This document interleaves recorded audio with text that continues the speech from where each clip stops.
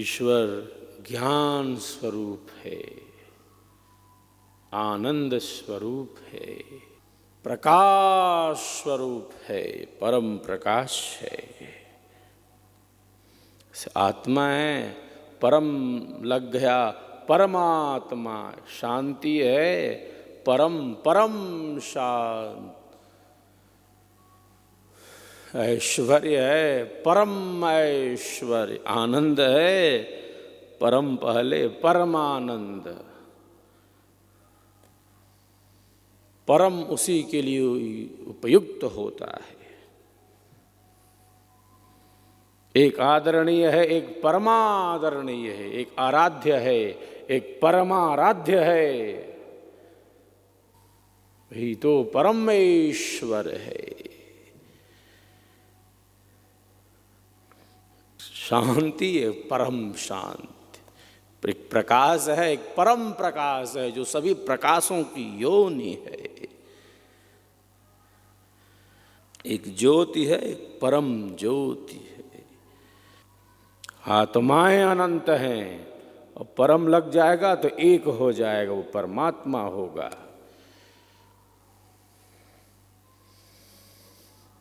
तो सब में व्याप्त होगा और सब में व्याप्त होकर भी एक होगा, एक ही होगा।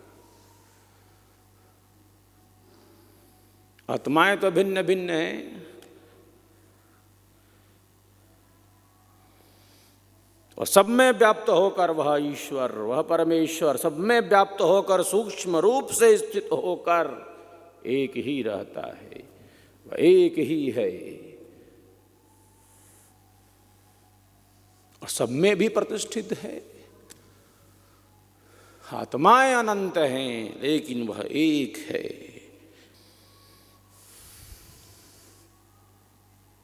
जो था, जो है और जो रहेगा, वो जन्म और मरण से रहित है,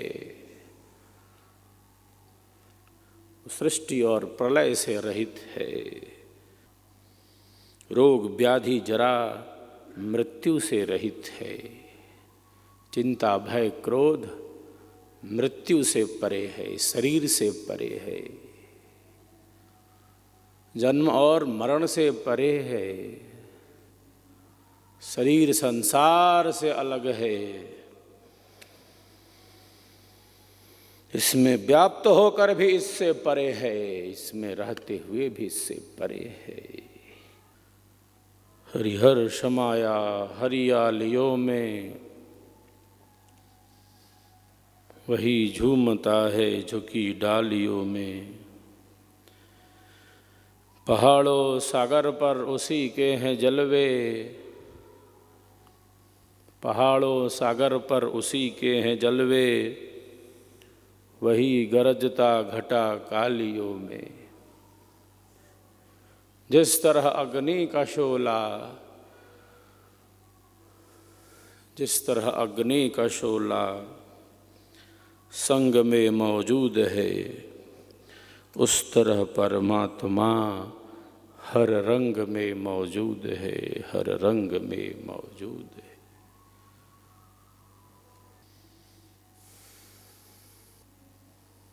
ये जो दृश्य है, दिख रहा है, यह जो दृश्य है जो दिख रहा है, उसके पीछे जो इन भौतिक नेत्रों से दिख नहीं रहा वही है। जो दृश्य है उसके पीछे कौन है? अदृश्य है जो दिख नहीं रहा।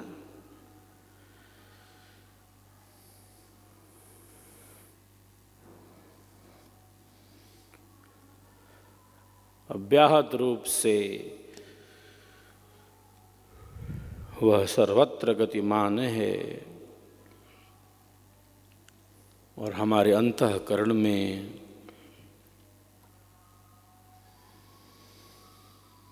उस सत्ता ने असीम शक्ति दी है। प्रत्येक मानव के अंदर वह शक्ति है।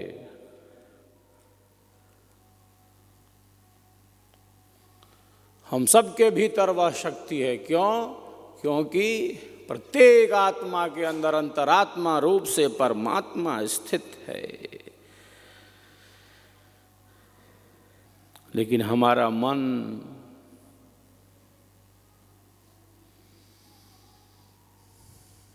के भी तो स्तर हैं।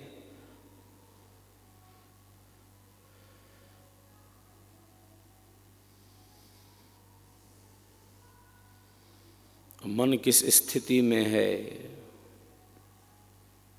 इसका तो निरीक्षण करना।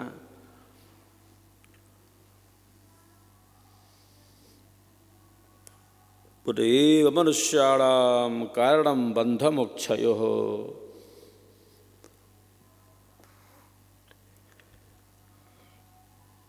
तन्मे मनः शिव संकल्पमस्तु। हमारा मन शिव संकल्पों वाला हो, जहां विकल्प के लिए कोई स्थान ना हो। अब संकल्प सिद्ध करना है तो करना है, नहीं होगा तो क्या करेंगे, तो ऐसा कर लेंगे, ऐसा कोई कर लेंगे। अब जब विकल्प ढूंढने लगते हैं ज़्यादा और संकल्प छूटने लगता है कई बार। जो संकल्प बना लिया तो बना लिया,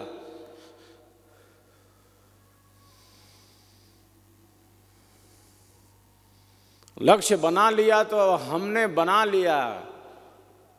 एक साधक का जो लक्ष्य है, एक साधक का जो संकल्प है, अपने संकल्प से कभी वह दूर नहीं जाता।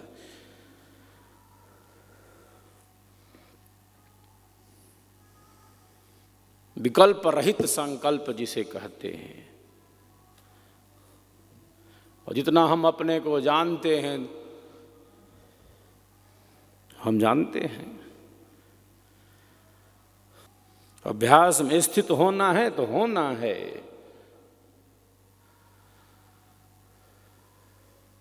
टाल नहीं सकते, श्रेष्ठ संकल्पों का परित्याग नहीं कर सकते। जो हमारे लिए कल्याणकारी है उससे भागकर कहाँ जाएंगे। अपने श्रेष्ठ संकल्पों की बारंबार पुनरावृत्ति करना। कल्याण का मार्ग क्या है? महापुरुषों ने कहा जो मिल गया है उस पथ पर लगे रहना। सनही सनही अभ्यास को आगे ले बढ़ाए, बस बात खत्म। अभ्यास बढ़ता रहे, साधना बढ़ती रहे, सेवा भाव बढ़ता रहे, सत्संग में खूब खूब रुचि हो, बिना आलस्य के, बिना प्रमाद के। जो मार्ग मिला है उस मार्ग पर हमारा विकास होता रहे, संचय होता रहे, धर्म का, ज्ञान का संचय होता रहे, साधना के बल का संचय होता रहे, और प्रतिदिन का संचय, दिन दिन प्रतिदिन प्रतिफल का संचय हमारी स्थिति को दृढ़ करता रहता है। बाद में देखेंगे, बाद में करेंगे। तो संकल्प बना लिया, और ऐसा संकल्प विकल्प रहित संकल्प जिसे कहते हैं, कोई विकल्प नहीं, ऐसा दृढ़ संकल्पी होता है एक साधक। इसीलिए हम बार बार अपने दृढ़ संकल्पों की पुनरावृत्ति करते हैं। और क्यों ना करें अपने दृढ़ संकल्पों की पुनरावृत्ति। तो संकल्पों की पुनरावृत्ति से हमारे जो विचार हैं वो दृढ़ होते हैं, हमारे जो विचार हैं वो श्रेष्ठ होते हैं, हमारी जो दिशा है वह उचित मार्ग में निरंतर गतिमान रहती है।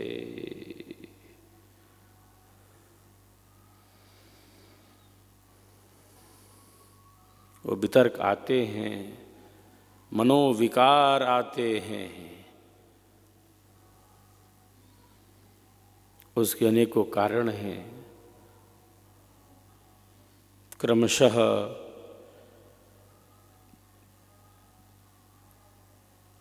हमारा मन इससे ऊपर उठने लगता है। मन का जो श्रेष्ठ धरातल है वह हमें प्राप्त होता है। जो भी है मन हमारा है।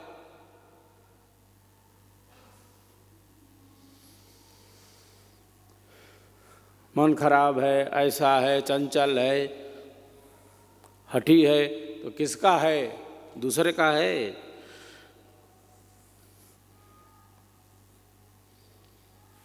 आप ही का तो है, हमारा ही तो है। आत्मा का ही तो मन है कि दूसरे का है?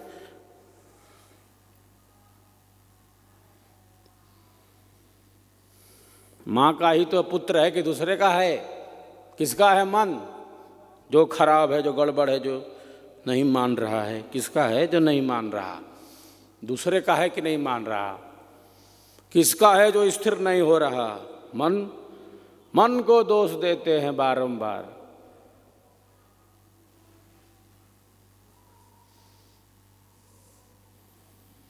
मन को दोष देने में प्रथम है। किसका है मन? दूसरे का। मन जो अभी है किसका है? वो आप ही का मन है, आत्मा का ही मन है।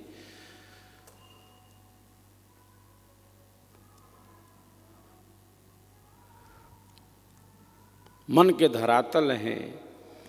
एक अवस्था उसकी उच्च, एक अवस्था उसकी उच्च अवस्था है और एक अवस्था उसकी निम्न अवस्था है।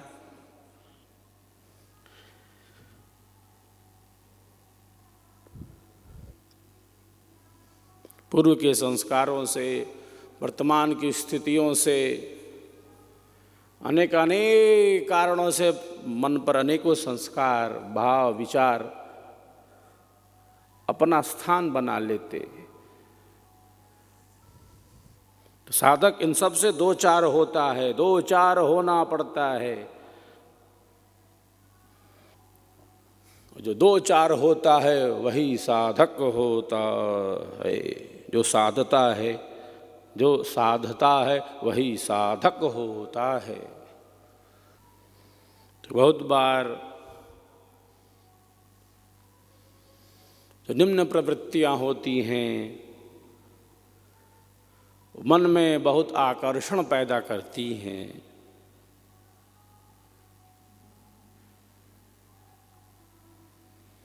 तो आत्मा की ध्वनि को सुनने का सामर्थ्य,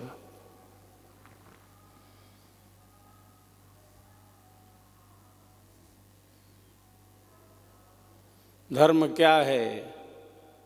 धर्म और कुछ नहीं, आत्मा की ध्वनि को सुनने का सामर्थ्य।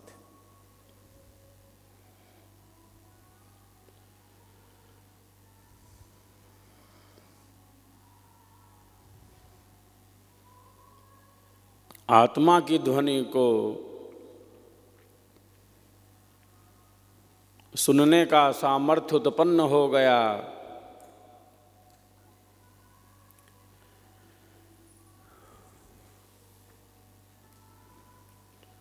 आत्मा की ध्वनि को सुनने का सामर्थ्य उत्पन्न हो गया, तब हमारा जो कर्म है वह कर्म न रहकर धर्म बन जाता है, धर्म बन जाता है।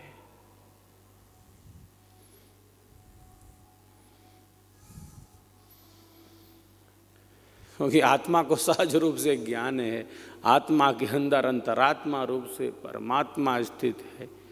क्या अच्छा है, क्या बुरा है, क्या श्रेष्ठ है, क्या नहीं है, क्या पवित्र है, क्या अपवित्र है, उसको सहज रूप से ज्ञान है, क्योंकि वह चेतन है।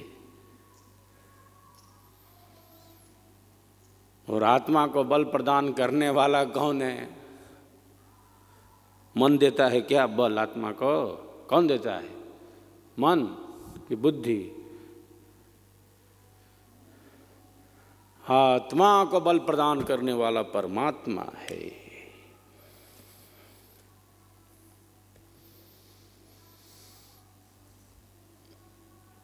क्योंकि चेतन है।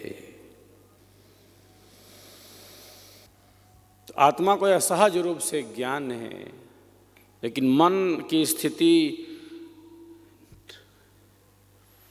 श्रेष्ठ नहीं है, मन उच्च स्थिति में नहीं है।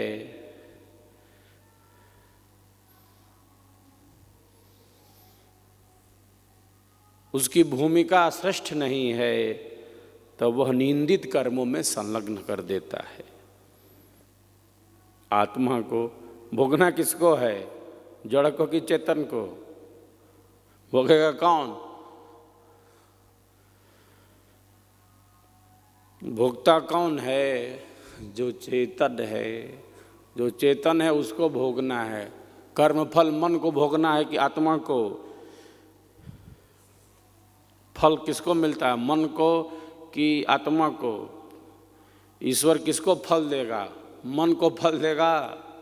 मन तुमने ऐसा वैसा किया, मन खराब है तो मन को दे देगा?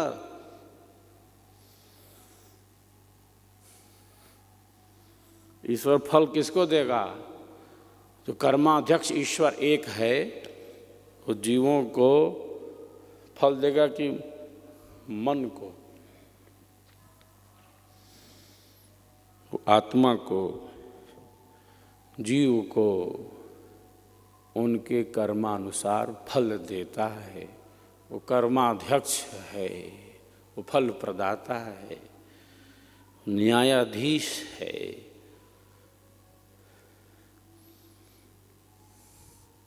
अन्याय नहीं करता। जिसको जहाँ भेजना है भेज देता है। इसको कहाँ भेजना है, उसको कहाँ भेजना है, वो कहाँ जाएगा, वो कहाँ जाएगा, भेज दो भाई इसको इधर उधर, जहाँ जाना है उसको भेज देता है। जिसकी जितनी योग्यता, प्रतिभा, क्षमता होती है वो वहाँ पहुँच जाता है। जिसकी जितनी स्थिति जैसी होती है वो वही पहुँचता है। वो न्यायकारी है, न्याय नहीं करता। उसको न्याय पसंद है, अन्याय बिल्कुल नहीं। प्रत्येक जीव को उसके कर्मों के अनुसार फल देता है। उसकी न्याय व्यवस्था को हम समझ पाएं या ना समझ पाएं वो अलग विषय है। एको देव सर्वभूतेषु गूढ़ः सर्वव्यापी सर्वभूतांतरात्मा कर्माध्यक्ष सर्वभूताधिवासः साक्षी चेता केवलो निर्गुणश्च।